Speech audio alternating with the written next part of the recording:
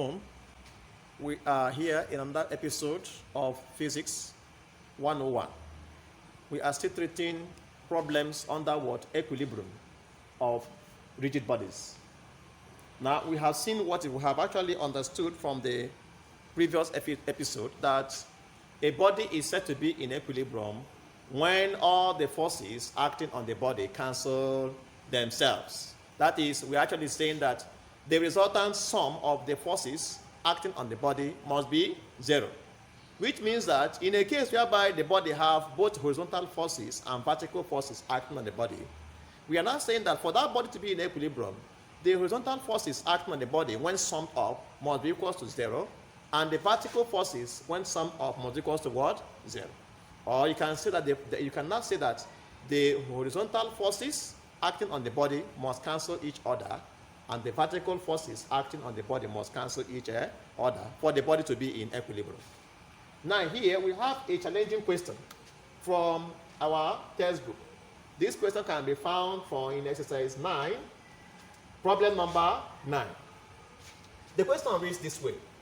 It says that two forces of 5 Newton and T in Newton acts on a stone. And these two forces are directed due northwest and northeast, respectively.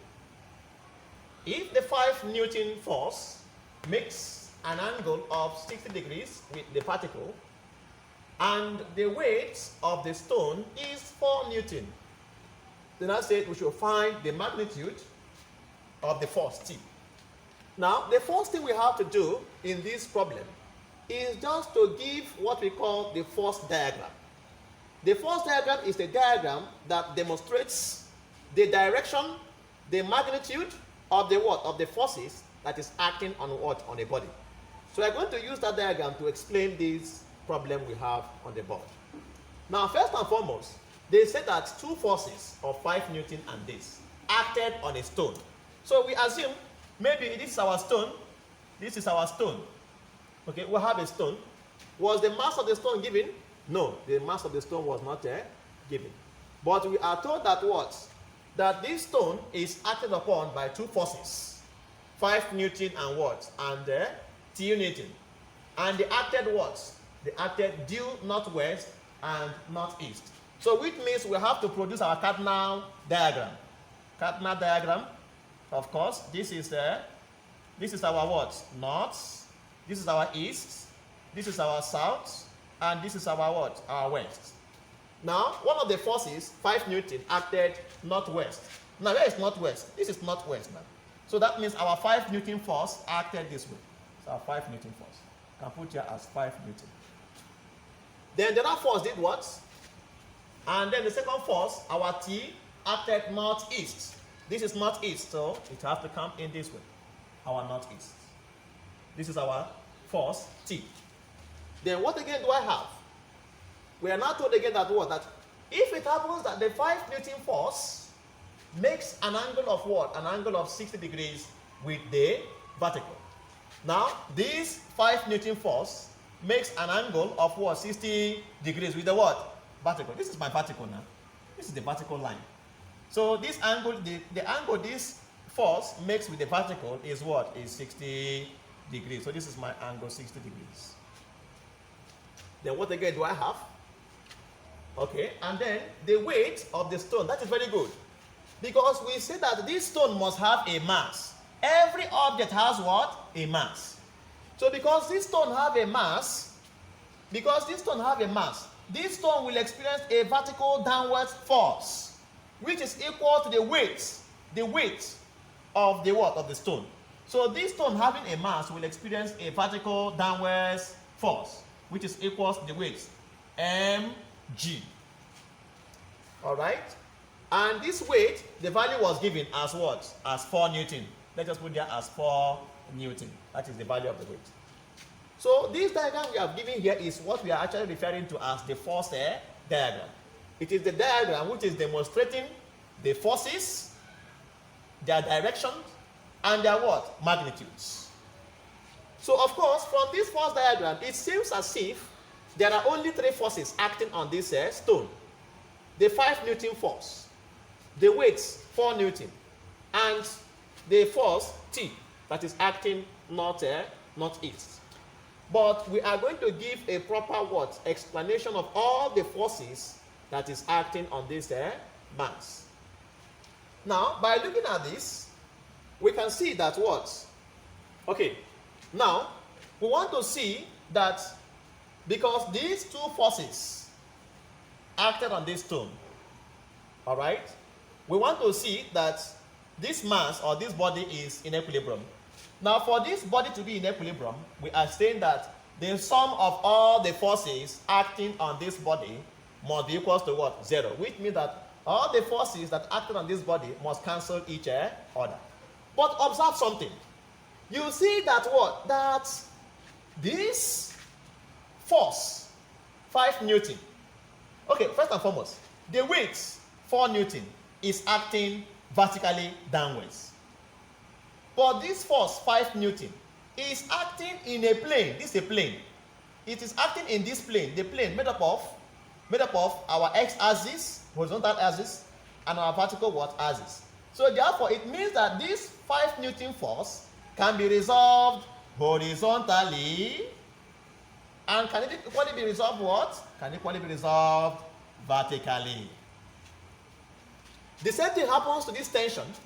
The tension also is found in this plane, which is made up of the horizontal axis and the what? And the vertical axis. So therefore, this force here, T, can also be resolved horizontally and what? And vertically. So the first thing we have to do is to get all the horizontal forces acting on this body, and also get all the what? Vertical forces acting on this body, and then invoke the condition for what? For equilibrium. Because the condition for equilibrium says that what? That all the horizontal forces acting on the body must what? Must cancel themselves. And then all the vertical forces acting on the body must do what? Cancel themselves. So first and foremost, we are going to find out all the horizontal forces and all the what? Vertical forces that acted on this mass. Now, first and foremost, we have to pay attention to the force. Let us consider the force T. For the force T, let us resolve the force T horizontally. That is, let us find the horizontal component of the force. Let us find the horizontal component of the force. Now, to find the horizontal component of the force, let us call the horizontal component of this force, let us name it as T sub x as usual. T sub x, which stands for the horizontal component. Horizontal what? Components of the force T. Okay? But the angle, and then this is our T. But the angle between the horizontal component and the force T is not given. So we can just name it as what? Just name it as let's name it as theta. You can use theta for it. Let's name it as what? As theta. Let's name it as theta. So therefore, you can now say resolving the forces horizontally. Resolving the forces horizontally. Now, of course, we know that this thing now looks like a right angle triangle. So therefore, if I want to resolve this force horizontally, I will look at the relationship between this side and this side. Because in this right angle triangle, this side is the hypotenuse. That is, distance from here to here is the hypotenuse. And this distance from here to here is the what? Is the adjacent side to this angle theta. Okay? So therefore, if I'm to resolve this force horizontally, I will use what? Cos. Like the previous exercise we had. But for us to still break it down further, we just have to take it gradually. Now, if I want to resolve the force T horizontally, I will observe that what? That this side is adjacent to this angle, and this side is the hypotenuse. But there is a relationship between the hypotenuse and the what? Adjacent side of a right angle triangle. And that relationship is called what? It's called a cosine. It therefore means that, this simply means that the cosine of that unknown angle theta will be equals to the adjacent side to angle theta divided by the hypotenuse. And this will simply give us the adjacent side here is our t sub x over what is the hypotenuse? T. In the same vein, what this thing now means is that our cos theta is now equals to t sub x over t.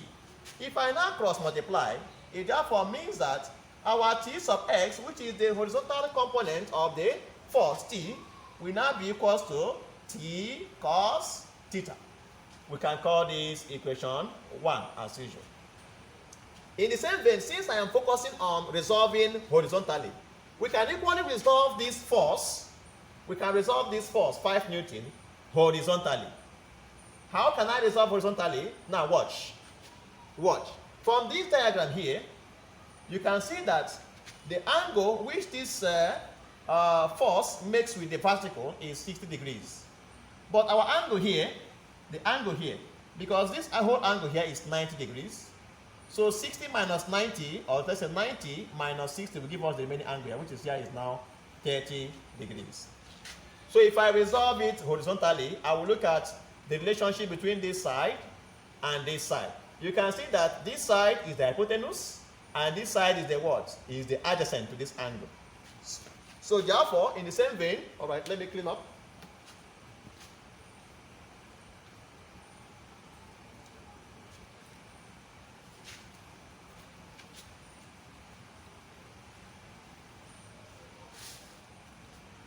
All right, so in the same way, similarly, for the 5 Newton force, our what now? Our cos 30 degrees now will now be equals to the adjacent side, which we don't know yet. The adjacent side. Okay, let us use the letter for it. Let us use f sub x for it. The adjacent side f sub x over the hypotenuse, which we have as 5 Newton.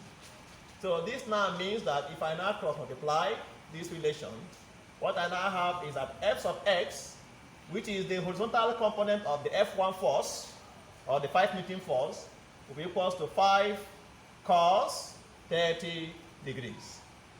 And that means that this can simply be finished up. The horizontal component of the 5 Newton force will now be equals to 5 times the value of cos 30 is actually root 3 over 2. So this now means that our f sub x is now equals to 5 root 3 over 2. Let us call this equation what? 2. We call it equation 2. Then, now we have been able to resolve the force, 5 Newton, and the force, T, horizontally. And we have found the forces, Fx and Tx. In the same vein, these forces can also be resolved vertically. These forces can also be resolved what? Vertically. Now, if I want to resolve these forces vertically, let us consider the force T first. I want to resolve T vertically. How can I resolve my force T vertically? It is the same approach. If I want to resolve vertically, resolving the forces vertically, we now use sine, because when we are resolving horizontally, we have to use what? Cos. So to resolve vertically, we use sine. How can this be done? The same way, because when you look at this diagram, let me clean some of these things. All right, this is our diagram here. Okay. Okay, now if I want to resolve this force vertically, now watch. This is our 30 degrees, angle 30. This line can be reproduced here. If I reproduce this line, you agree with me that this angle here and this angle here, they are equal. Because they are what? Alternating angles. So if here is 30, here is also what? 30 degrees. Here is also what? 30 what? Degrees. So now I want to compare the relationship between this side, which is the vertical component of this force, let's call it F sub x, and then this side, which is the what? Which is the hypotenuse. So, but you now see that this side is opposite to this angle. This side is what? Opposite to this angle. So, therefore, we have to compare the relationship between the opposite side and the what? Hypotenuse. Therefore, we must use sine. So, it therefore means that the sine of this angle, 30 degrees, will be equal to, by definition, the opposite side to angle 30 degrees all over the what? The hypotenuse. And that now means that my sine 30 degrees will now be equal to, the opposite side here is given as, okay, f sub y, f sub y. The opposite side becomes the vertical component, f sub y. All over, the hypotenuse remains our what? Our 5 Newton. Remains our 5 Newton. So if we now cross multiply, what we now have is that what? That our f sub y is now equals to 5 sine 30 degrees.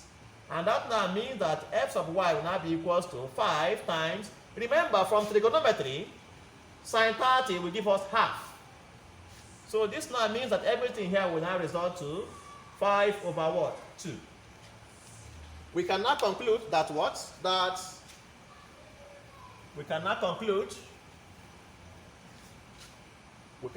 that what? That this now means the vertical components of the what? Of the force 5 Newton is equals to 5 over what? Over 2. Let us call this one equation what? 3. Now, as we have done for the 5 Newton force, by finding the vertical component of the force, can we equally find the vertical component of this force T? Yes. We can find it by doing what? By using a sine, the same approach. And our angle here is what? Theta. So what it means is that in the same vein, it also means that the vertical component of the tension, T sub y, will be equals to what? Will be equals to what do we use? Here we use, okay, let me just use small so that we can get what we are doing. Now, if I want to resolve this, let's say I wish to resolve this force, T, vertically. What do I do? Using the same angle here.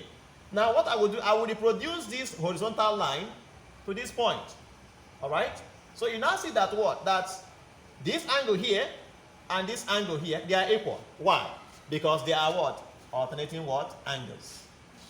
So if that is the case, we now see that if I want to resolve this force vertically, this distance or this length becomes the vertical component of the what? Of the force, which is now our T sub y.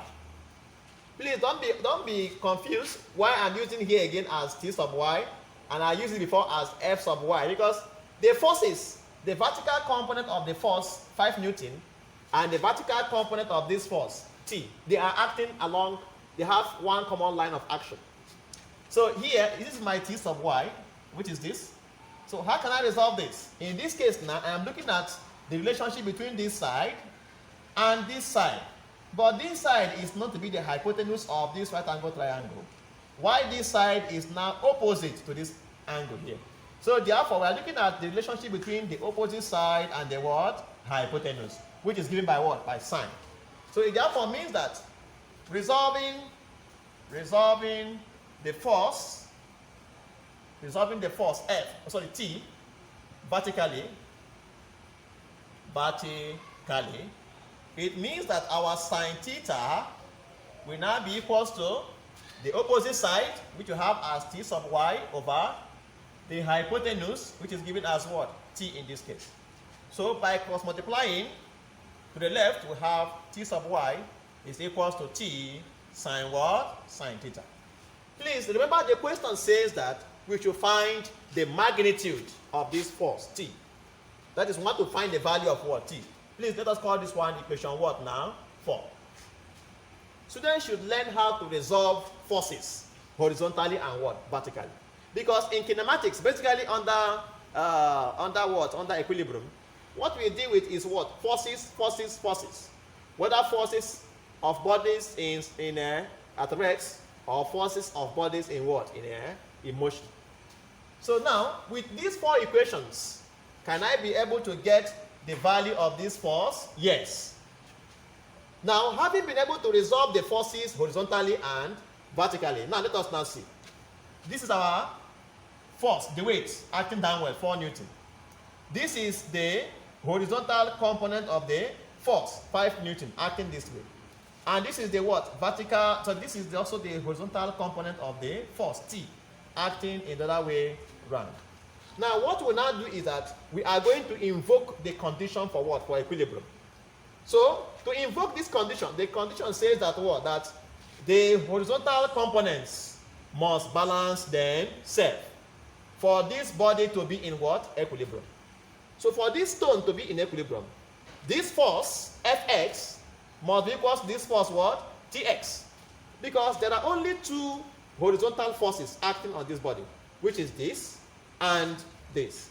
So therefore, for horizontal equilibrium, for horizontal what?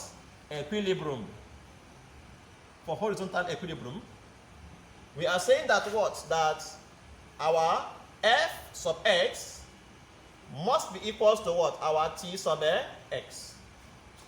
Our F sub x must be equal to T sub x. Now we have to give our representations for Fx and Tx. Now looking at this, from equation what? From equation 2, I have that my Fx is this. So my Fx is this implies our Fx is this, that is 5 root 3 over 2 is equals to, what is our T sub x? Our T sub x. What do they have for it? T sub x is what? We got our T sub x as T cos what? Cos theta. I think so. That was our derivation. So it is, we got it as T cos theta. T cos theta. So that is what we have. So I have to clean this. And then in the same vein, for vertical equilibrium, the side, our T sub y must be equal to our T sub x. Okay, let me then clean this box, this side, and then finish up the work. Alright, so now at this point, what we now have is what? What we have here is that T cos theta is equal to 5 root 3 over 2. Please let us call this equation 5. Then in the same vein, for vertical equilibrium,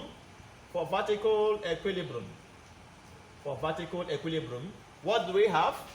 We have that what? Now, from that diagram, we have observed something. Please watch. In the diagram, the vertical forces, we had a stone like this. The weight was acting downwards. The weight was 4 Newton acting downwards. The vertical component of the force, the 5 Newton force, was acting upwards. We called it F sub y. In the same vein, the vertical component of the what? Of the force T was also acting upwards in the same direction, which we called what? T. So what we are saying is that for this body to be in equilibrium, that this force acting downwards must be equal to the whole force acting upwards. So it means that our T sub y plus our F sub y must be equal to our 4 what? Newton. That is what we have here. So, for vertical equilibrium, T sub y plus T sub what? Sorry, T sub y plus F sub y must be equal to the weight, 4 Newton. But of course, from our solvings, we got our T sub y as what? From our solving, our T sub y for equation 4, T sub y is equal to T sine theta. That means that T sine theta plus our F sub y we got as what? F sub y for equation 3 is what? 5 over 2. 5 over 2 must be equal to what? 4. And this now means that T sine theta will now be equal to, we take this guy to this side. So what we have is 4 minus 5 over 2. And this now means that T sine theta is now equals to, when you subtract, 2 times 4 gives us 8. 8 minus 5 gives us 3. So this gives us 3 over what? 3 over 2. We now call this equation what? 6. Now, my target is to get the value of T. The value of what? T. Now, I'm going to use some mathematics here. Because when you compare equation 5 and equation 2 by using division, if you divide them, T will vanish. You will get your theta. And once you have your theta, You will bounce back to equation what? You can bounce back to equation 5 and put the value of theta there to get your what? Your t. So now watch. This is a very simple mathematics. Now what took our time was the resolving of vectors, the forces, how we resolved it horizontally and vertically. I took my time to explain to you how the forces are resolved vertically and horizontally. Ordinarily, what I should have done is that I should have told you that resolving horizontally you use cos, and to resolve vertically you use what? Sine, and then we'll now proceed. But I had to show you how you can use trigonometry and invoke trig into what? Into physics, and use it to simplify your problems. Now, if I compare this equation 6 and this equation 5 by division, I'll just say divide equation 6 by equation 5. What will I get? I will simply get something like this. It means I'm going to have t sine theta for equation 6. Then on the left, for equation 5, we'll have divided by t cos what? Cos theta is equals to, now for equation 6 again on the right, we have 3/2 divided by, for equation 5, what do I have? I have 5 root what? Root 3/2. That is what I'm going to have. Now, this now means that now what? From this point now, t will cancel what? T. So what we now have is that sine theta over our cos theta is now equals to 3/2. Now, if I want to change this division to multiplication, I have to resolve. I have to take the reciprocal, that is turn upside down. I'll turn this guy upside down. But this now means times 2/5 root what? Root 3. Of course, 2 will cancel what? 2. And then, of course, we said again that from trigonometry, that whenever you divide sine by cos, what you get is called a tan. So this now means that my tan theta is now equals to 3/5 root what? Root 3. So therefore, my theta can be found as the what? As the tan inverse of who? Of 3/5 root what? Root 3. And if I do that, the tan inverse of 3/5, let me get the value using my calculator. I have shift tan inverse of 3/5 root 3. Brackets close equals to. Alright, so we have this as, this means that the value of theta we can get is equals to 19.1 or 19.11 to 2 decimal places. That's the value of theta. But the value of theta is not actually the answer to the question. The question says we should find the what? Find the value of the tension. But if I use the value of theta in equation 5, put my theta here, I can get my t. I can now say substitute for the value of theta as 19.11 in equation 5. And that now simply means that anywhere I see theta here, put what? 19.11. But this now means that t times cos what? Cos 19.11 degrees, this is degrees please, is now equals to 5 root 3/2. And that now means that my t alone, because I'm looking for t, I have to divide both sides by cos 19.11 degrees. So this now means that what? My t will now be equals to, oh my God. Okay, do it gradually. This will give us times cos this, cos 19.11 gives us what? Gives us 0.9449. Is now equals to 5 root 3/2. So divide both sides by this value. Your t alone is now equals to 5 root 3/2 divided by 0.9449. So when you carry out this division, let us see what they're going to have. 5 root what? Root 3 over what? Over 2 divided by 0.9449. Answer. Alright, what I have is that the value of t is equals to 4.6 Newton when you approximate it to 1 decimal place. So that is the value of the tension, and that is one of the answers, one of the options we have in your textbook. Let me see the options. So the options we have here are option A says 5.5 Newton, option B says 3.2 Newton, option C says 6.4 Newton, and option D says 4.6 Newton. So option D is the correct answer to it. So this is the correct answer to the problem. So we have seen how some of these things we have learned in equilibrium, how we can use the conditions of equilibrium to solve some problems in physics. So you can also tune to the next episode as we continue in this lecture. I hope you have understood these things. For more questions, if you have any questions, you can address it to my email, or you can chat me up on our group chats. Landmark Tutorial Center. Thank you.